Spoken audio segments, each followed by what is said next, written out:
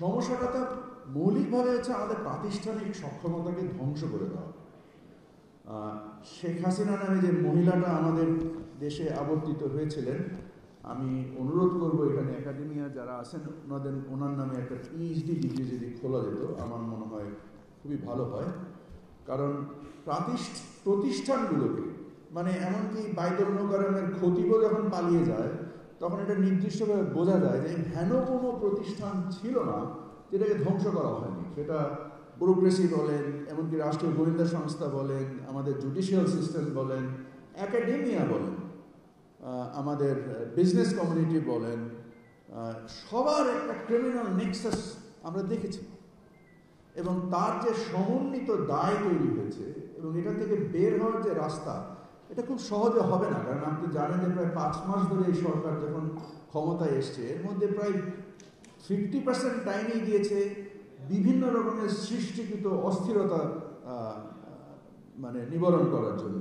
সেটা শ্রমিক অসন্তোষ হোক, সেটা আনসারের অসন্তোষ হোক বা বিভিন্ন জুডিশিয়াল প্রবলেম হোক, এই যে একটা সময় গিয়েছে তবে অবশ্যই আমরা ছোটবেলা থেকে শুনেছি যে ধর্মের কল বাতাসে নড়ে।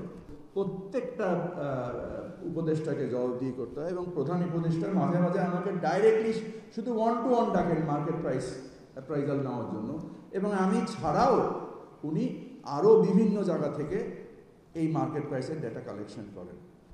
আমরা একটা উদ্যোগ খুব শীঘ্রই নিতে যাচ্ছি যেখানে গভর্নমেন্টের সকল এজেন্সি ইনক্লুডিং আপনার গোয়েন্দা এজেন্সি সহ এবং প্রাইভেট সেক্টর এবং সাংবাদিক আমরা একটা স্পেসিফিক টিওরের ভিত্তিতে আমরা একটা ভ্যালু স্ট্যাম্পিং করতে চাই, একটা প্রাইস স্ট্যাম্পিং করতে চাই যে বাজারের উৎপাদক থেকে বিক্রেতা পর্যন্ত কি কি কারণে দ্রব্যের মূল্যের পরিবর্তন হচ্ছে আমরা এটা এবং ওইখানে যে মাল্টিপল এজেন্সি দিয়ে একই টিওরে এই স্টাডিটা এই জন্য করতে চাই যে কমন ফ্যাক্টরগুলো নিয়ে আমরা কাজ করতে চাই।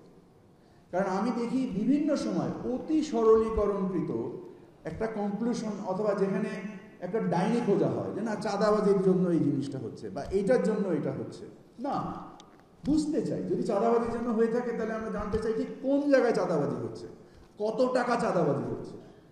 খুবই সরলীকরণকৃত সমস্যার সমাধান করাটা মানে আমি মনে করি না যে ঠিক, আনলেস আমরা রিসার্চ বেসড অনুসন্ধান বেসড তথ্য ভিত্তিক মানে আমরা সমস্যাটা জানবো নিজেদেরকে এবং আমরা ওখান থেকে আমাদের কর্মসমষ্টি নির্ধারণ করব।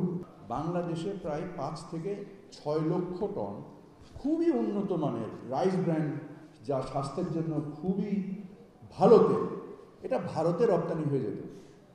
আমরা এই রপ্তানিকে মোটামুটি কঠিন করে দিয়েছি। আমরা এর উপরে সম্পূরক শুল্ক, এনবিআর এর চেয়ারম্যান মহোদয় এখানে বসে আছেন, এখানে অলরেডি 25% সম্পূরক রেগুলেটরি ডিউটি ইম্পোজ করা হয়েছে এক্সপোর্টের উপর। এই তেলটা স্থানীয় বাজারে যা আমাদের টোটাল তেলের চাহিদার প্রায় 25%। আমরা আশা করি এক বিদেশ থেকে আমাদের আমদানি করতে হবে না, আমাদের এই স্থানীয় যেটা স্বাস্থ্যের জন্য আরও ভালো এই তেল বাজারে অ্যাভেলেবেল হবে এবং মার্কেট আশা করা যায় যে আরও স্থিতিশীল হবে।